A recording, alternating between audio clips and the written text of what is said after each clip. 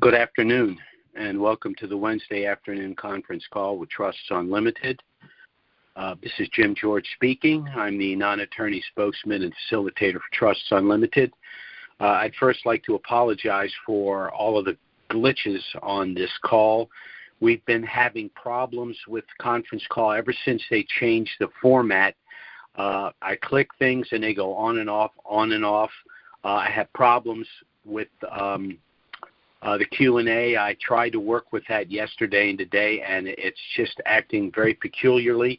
According to my tech guy, it's not on my end, so I'm at a loss for what's going on. I'm going to continue to try to work on it, but today's going to be a little different call as well. I'm going to go into a little bit of history to explain where we are politically, because what's going on in this country and globally has a lot to do with what's going on in Iraq. So I'm going to be meandering a little bit through all of this because there's a lot of different layers to what's going on, and it's a little bit confusing. There's conflicting information about, for example, whether Parliament of Iraq is going to be dissolved or not. There's conflicting information about whether there's going to be a budget this year. There's contradictory information about the direction of the price of oil, which has some effect on what happens in Iraq. So we're getting hit from all directions. The only thing I can say that's a good thing about it is this is exactly the chaotic situation that existed prior to the reinstitution of the Kuwaiti dinar in the early 90s. That doesn't necessarily mean that that's where we are here, but it's a possibility. So let's get started. Today is the 6th of July, and the last call that we did with the full call that discussed the turnkey program we put in place in the nice Q&A was May 25th. I would strongly suggest people go and listen to that call if they're listening to this call for the first time. But again, I think the information I'm going to get a little bit go back about 300 years here, which sounds a little like a non sequitur, but it's not when you understand what we're discussing here. But let's go ahead and get started. The bottom line for today is that I'm going to explain to you why it's critical for any American citizen, whether you're holders of dinar or not, possess any amount of wealth, need to establish our self-settled family protection trust package. I've intentionally inserted the word family, not because we've amended the trust in any way. It's always been a product for a family. But the reason I've inserted that is because this goes beyond the possession of currencies or other assets that you're anticipating a substantial increase in wealth. This has to do with an increasingly intrusive surveillance government, which, in my opinion, is trampling on our rights in any number of ways. One caveat: if you're politically a hard lefty, you probably want to tune out today because you're not going to like very much of what I have to say. Not because it's not the truth, because you don't want to hear it. That's fine. That's how it works in this country. I get to say what I want, and you get to turn me off if you don't like what you're hearing. So let's start by going back to the Rothschild banking empire. Who are the Rothschilds? They're a family that established the global banking empire going all the way back to the mid-18th century. Now, I'm not going to get into all of the corruption involving the Rothschilds or the Khazarian hypothesis and all of that. For our purposes, we just need to talk about why the Rothschilds have influence literally on what's going on in Iraq and therefore what's going on in our lives today. Now, some estimates put the net worth of the Rothschild family literally into the trillions.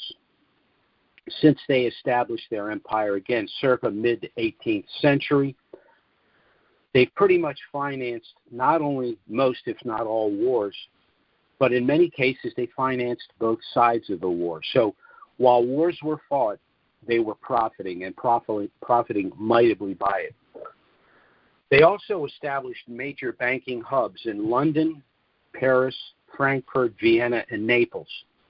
Now, it's the London hub that's most important, because through the London hub, the Rothschilds even reached into the American colonies. The first Rothschild bank, central bank, was established here in the United States shortly after the Revolutionary War. And it's important you understand the central banking system because we still operate under it. Again, the Rothschilds began their empire in the mid-18th century. We're now approaching the mid-22nd century. So 300-some years we've been dealing with the Rothschilds.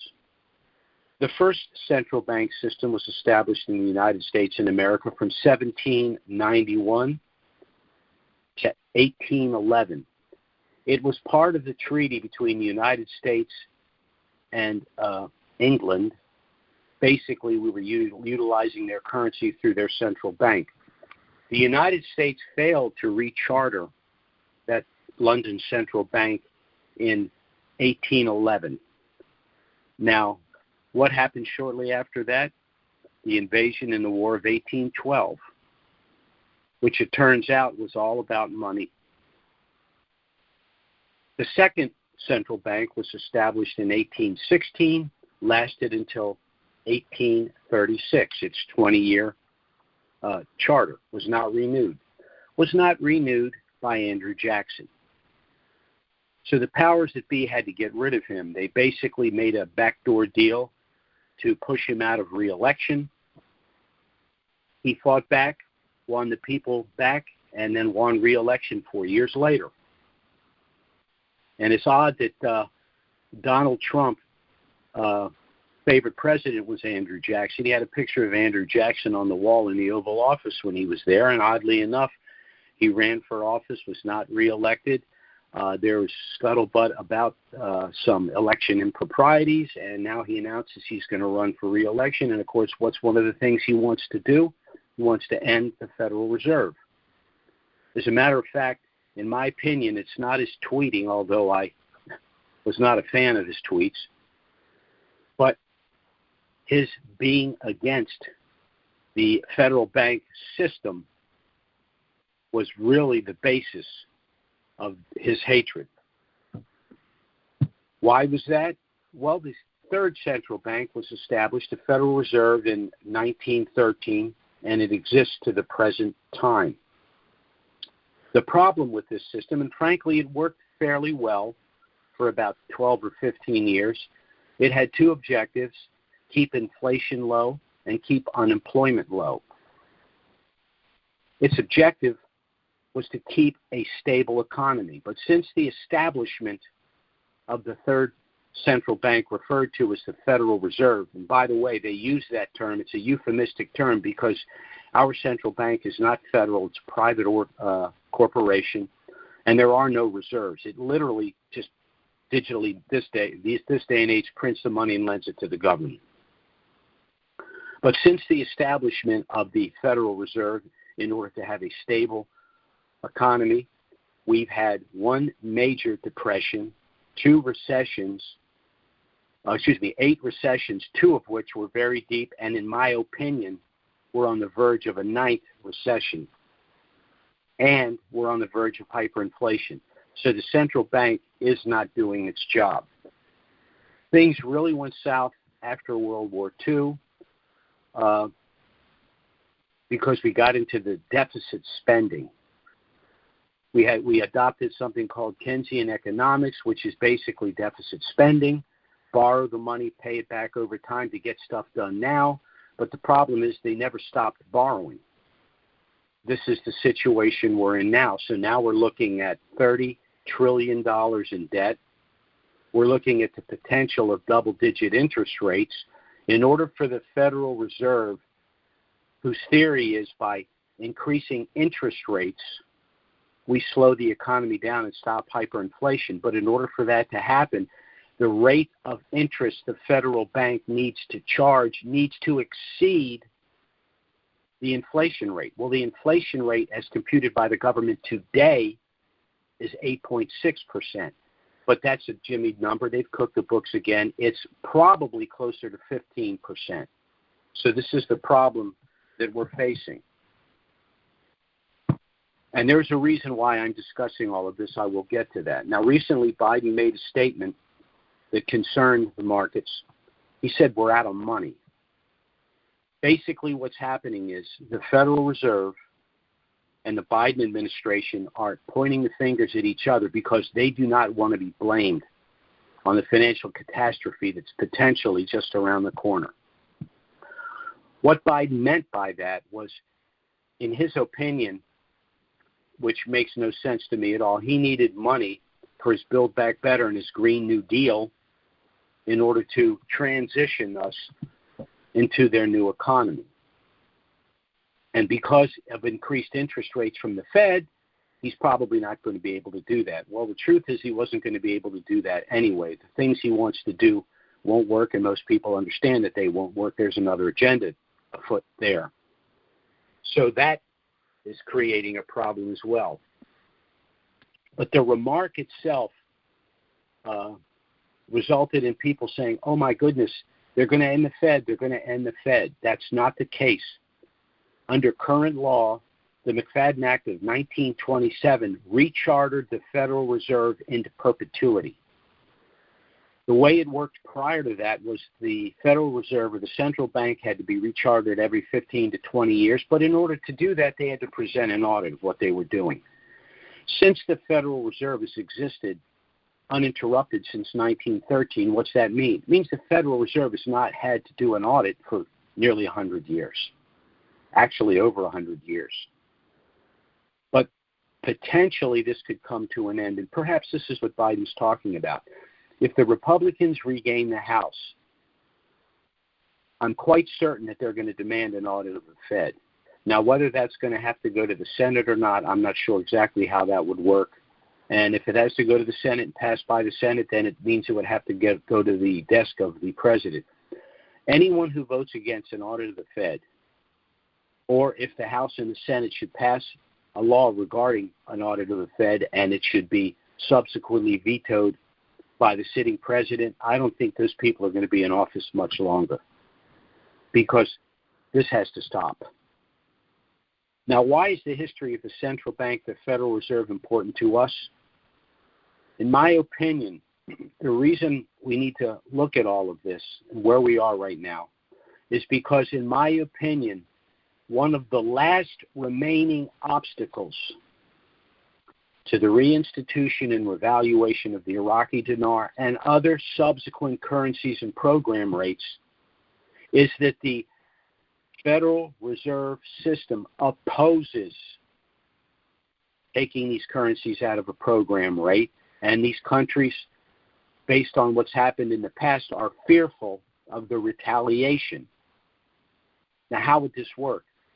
What a country does is they say, instead of our currency being backed by the global central banks who just issue paper that we have to pay interest on, we're going to issue our own sovereign currency, and we're going to back it. Basel III compliance, for example, says that in order to be Basel III compliant, a currency has to have a certain amount of known natural resources and the ability to bring those resources to market within a certain number of years. So countries that want to print their own currency, not backed by the central bank, backed by their own government, and backed by gold, silver, platinum, industrial metals, fossil fuels, and things of that nature, pose a problem for the central banking system. This is another reason why the central banking system, including the United States, are pushing for a digital currency, because they know that's absolute control. A digital currency means one of two things. Your money either stays in that government wallet or it's exchanged for a good or service. You can't pull it out and hoard it. You can't put it under your mattress. You can't do what you want with it. Add on top of that something called a social credit score, where they will limit your ability to spend the money for things that they deem either inappropriate or anti-government, or for some reason do not meet some social requirement. So we need to avoid all of that. But I do believe, having said all of this, I do believe that the Iraqi government is going to overcome all of that, proceed with the reinstitution of their currency. This needs to happen for a number of reasons. First, of course, and one of the fears is al-Maliki in Iraq has reared his ugly head again as leader of the State of Law Party and part of the coalition framework. But this group is at an impasse with the formation of a new government. This could result in the parliament being dissolved. In my personal opinion, that's a good thing, and I'll tell you why. What does that leave in place? It leaves in place the caretaker government, Kazemi as the prime minister, Salih, not S-A-L-I-H, that's the Salih, is the minister of finance, but Salih, S-A-L-E-H, who would be president of the republic, and al-Habussi, who would be Speaker of the House. That's a good group.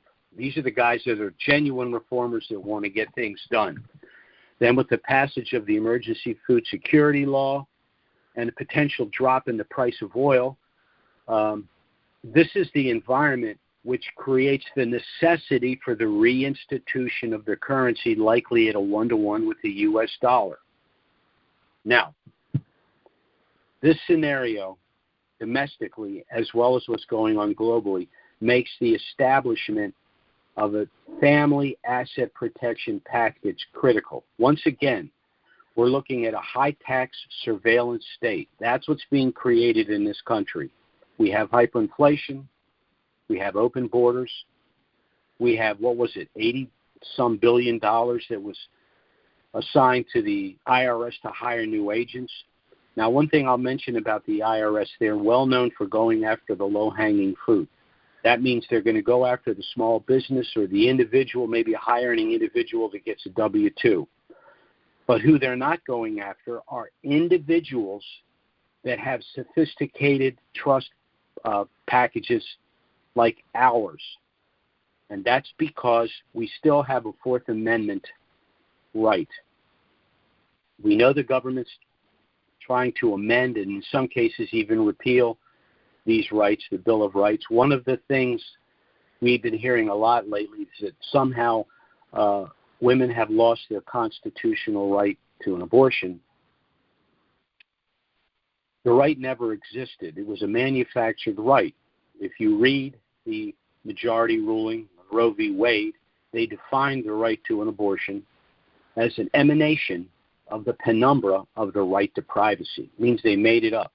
All the court ruling said was, since it's not in the Constitution, it falls to the states and the people, so the right is not lost. It's just been kicked down to the states where it always should have been. But it's important because in that ruling, they specifically cite the Fourth Amendment. The Fourth Amendment right to privacy, the right to the privacy of your papers and your personal effects, and your right to contract. And that's exactly what our trust package is. It's a contract, but it's a special contract. It's a self-settled asset protection trust package. Self-settled means you didn't go to a third party to utilize their contract. You established your own contract to protect your privacy, protect you, to protect your wealth, and this trust is structured in such a way so that wealth passes intact to your children and your grandchildren. The proof that this trust works, and it's an invaluable way to protect you from the government because the government hates it. They can't get around it because these types of trusts have existed in Western law for 2,000 years. It's settled black-letter law. And the Fourth Amendment, if properly utilized, can protect you, particularly if you have an asset like these currencies that you're anticipating a substantial increase in value. I could give you some very good examples of individuals that have these trusts and how they protected them. One example I'll give you very briefly is the Kennedy family. Kennedy family has operated with irrevocable generation trusts since Joe made his bones and his fortune basically bringing scotch into the country illegally during Prohibition, but that's another story. But the point is that these trusts are not designed to protect you from nefarious activities. They're designed to protect you from nefarious individuals and the overreach of government. And again, for those of you that have currencies or any asset that you anticipate a substantial increase in wealth, by transferring that asset to our trust package prior to the appreciation, you've not only protected that asset, but if you should ever be sued in the future, you can only be sued for the value of the asset at the time you transferred it out of title to the trust. So as an example, if you have 10 million dinar, you pay $10,000 for it. It's worth $10,000. You transfer it to our trust. Let's say the dinar revalues for $1. Now, those 10 million dinar are worth 10 million US dollars. Can you be sued for $10 million? Not really, because you don't own that 10 million. The trust does. When you transferred it out of title, it was only worth 10,000. That's what you can be sued for. That's how you cap any future civil suits in the future. So I hope this has been somewhat informative. The key here is that we've been operating under a central bank system in this country since its inception, that the world is operating, unfortunately, under a central bank system. The countries that have tried to move to a sovereign currency and out of the central bank system have had difficulties. There is one other example I'm going to give you, and that's Russia. Russia does not operate under the Rothschild central banking system. Their ruble right now is strong as ever. They are purchased a lot of gold, and it's gold back. They are now selling their oil to India, to China, and they're even going to sell to the EU, and all of these countries must purchase oil not with the U.S. dollar, using the petrodollar, but with the ruble. So again, we're moving away from the central bank system. We're moving to sovereign currencies, Basel III compliant backed currencies. The central bank in desperation is trying to move to a digital currency. To be honest about it, that conceivably could happen. I don't think it'll happen in time. But if it does, we would need to systematically move to tangible assets, and that's exactly what we are going to be advising our clients to do after the reinstitution of the dinar in country. And I foresee that happening sooner rather than later. We have the Minister of Finance and the Deputy Director of the CBI in Iraq both talking about the dinar will not reinstitute to the end of 2022. Well, even if that's true, we're only talking 5 months. But I think it's going to happen sooner than that. And, of course, we want to transition to tangible assets out of currencies as much as possible, so that when they do, and if they do shift to the digital currency, the vast majority of our wealth is not in currencies, not in the U.S. dollar, and therefore not under their control. So those of you that are listening to this call for the first time, I strongly suggest you contact us to get our initial no-obligation package. It does contain everything you need if you should decide to establish trust.